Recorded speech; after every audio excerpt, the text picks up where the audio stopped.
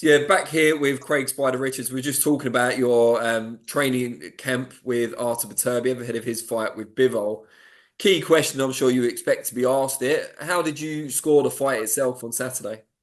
Very close, very close. Final bell, it was hard to pull them apart. So I said a draw would have been, for me, I felt a draw was going to come and they was going to do it again. I felt like it was hard to pick a loser and it was hard to pick a winner because they both had their spelts. And I think it was a what you like kind of fight.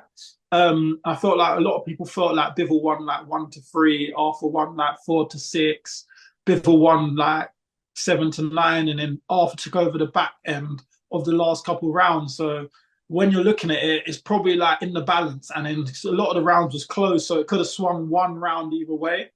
Um, so, but for a unification, it was like, does anyone want to lose their titles on such a tight fight like this? I just felt like so close, 114, 114, go down the middle, do it again, back end of the year or early next year, I felt. Now, I hate to put you on the spot because Eddie is your promoter, but he said after the fight that the guy who scored 116, 112 to Beterbiev should never work in boxing again. Did you think that was fair enough? 4 point I thought difference? 116, 112 was very wide for Beterbiev to win it. I did think 116, 112 was wild. I could see where you could get 113, 115, 114, 114, 113, 115 the other way. I could see any of those kind of results. 116, 112 means Bivol only won 4 rounds, which I don't think much people would agree only won 4 rounds out of 12. So yeah, I don't know. I didn't agree on the 116, 112 card. Yeah, same. I thought, yeah, 115, 113 either way, but yeah, any more than that I thought was too much. When I was saying this on the live show we do last night, when I heard the 116, 112, I assumed Bivol had got it. I assumed he'd So won. did I. That's exactly what I said. When I heard 116, 112, I said, oh, Bivol got it wide. I was Yeah. like, okay, because a lot of people was like in the room, I think Bivol 2 rounds. Someone said Bivol 1 round. Someone said, no, I think a draw. And so, like, the general room was between 2 rounds to a draw of the people I was in the room with at the time. There was like, we had a little gathering to watch it. Um, so I was like, okay, when I heard 116, 112, because there was a couple of people favoring Bivol at the time, I thought, oh, okay, they gave it to him by quite a bit. And then when they said Beterbiev, I was surprised. I wouldn't have been surprised if they said 113, 115 as they said Beterbiev, but or 114, 114. But yeah, 116, 112 to Beterbiev, I thought was very wide. You've been in the ring with the three arguably best light heavyweights in the world at the moment in Joshua Buatsi and the two that clashed on Saturday. So you're best placed to tell us how far, if at all, do you think Buatsi is from that level that we saw on Saturday night? I don't think he's far at all.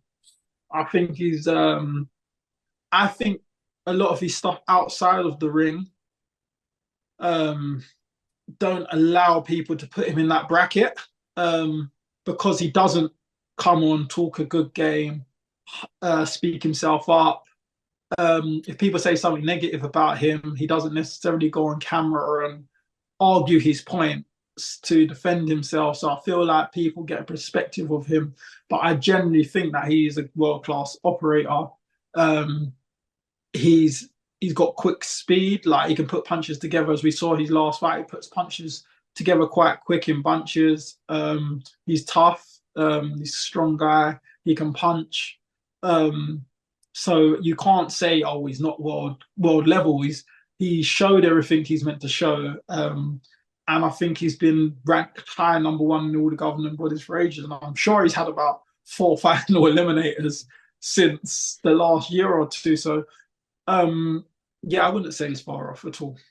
Was it frustrating watching his last fight with Willie Hutchinson? A, knowing that it should have been you there on Yeah, the opposite corner, but yeah, also knowing that, you at your best could have done a similar job perhaps that Buatsi did. 100%. Exactly what I was thinking. I was like, everyone knows me on my normal day. That's how the fight would probably have gone. So it was just like I wasn't frustrated because I think everything happens for a reason, and me having an off night would it must happen for a reason because if I didn't have that off night with Willie Hutchinson, I would have went into maybe a final eliminator or the world title fight and not corrected the things or thought, okay, this is the way to box now. And that's what would have then, them guys there would have highlighted it a lot more. Do you get what I'm saying? So it was all right for it to happen now. And now I just got to make sure when I come back, I stamp my authority, show where I'm at, show the levels that I've shown in the past, but better, show the improvements off of the best version of myself, and then go out there and really stamp my authority in this light heavyweight division now. I don't know now because I've had an off night, people might say, oh, whatever, but it's time to show people, yeah, it was an off night. Everyone can have a one-off off night. Let me show what I'm really about from now on. And just going back to Saturday night show, there was another light heavyweight fight on the bill. What did you make of the ending specifically of Ben Whitaker and Liam Cameron?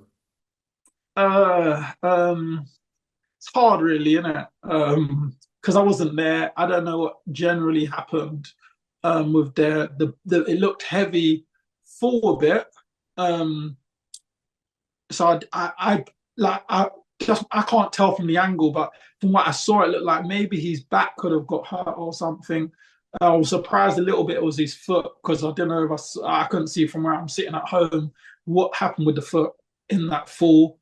Um, and I think because of the momentum of the fight with Leon Cameron starting to put his shots together and pressing the situation more, um, people have their opinion of why it stopped and whatever happened. But I'm personally, I can't really make too much of a judgment of what happened because I wasn't there and I'm not part of either of the teams. But it was a good fight, and I'm sure they're probably going to do it again. I look forward to seeing them rematching. Just on this weekend, with some light heavyweight action, Anthony Yard, someone you know pretty well, is back in action after a long period of inactivity. Promotional problems, which a lot of fighters have experienced, now seem to be resolved. How much do you feel Anthony's got to offer the light heavyweight scene? Um, that's hard for me to say, really. But I'm sure he'll still be hungry, if not hungrier, because he's been out for a while. Um, his ambitions will be there as a new team, so the new team will probably hope to push him in better positions to get whatever he's looking for out of the sport. Um, yeah, I don't think anything's changed. And the other one I wanted to ask you about, obviously on the same bill, is a battle for the vacant British title between Dan Aziz, who has held the belt before but got a bit of a surprise result last time out with that draw. And he's taking on an unbeaten, hungry young fighter in Louis Edmondson. How do you kind of weigh that one up? That's a good fight yet again, because they're both quite ambitious, both coming through right now. And it's kind of like whoever kind of wins that fight is going to then push over to the next segment of the light heavyweight division, really, isn't it? So it's another interesting matchup and good matchmaking. Which segment of that light heavyweight division do you see yourself in going forward? My personal opinion, people's opinion may be different. I don't know. But I definitely proven, I feel like I've proven on world level time and time again with the fights I've been in, even half a round and 1 round short of Dmitry Bivol. Me and Buatsi's fight was basically in the balance as well. And I think he's proven he's world level. I've had some great wins. And you saw when I've been at domestic level, I was getting people out of there. Anything British and above, I was just clearing that segment out quite in ecstatic fashion. The knockouts, I was knocking people out of British and whatever level. So then I got to world level and it was all in the balance, coming up a bit short here or just nicking it here. So I think now, obviously, I've proven I'm at world level, despite even having an off night. And I feel like I'm still there.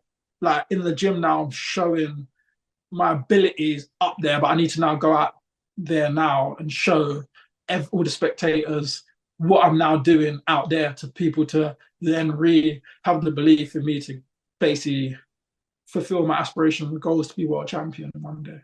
And you're a student.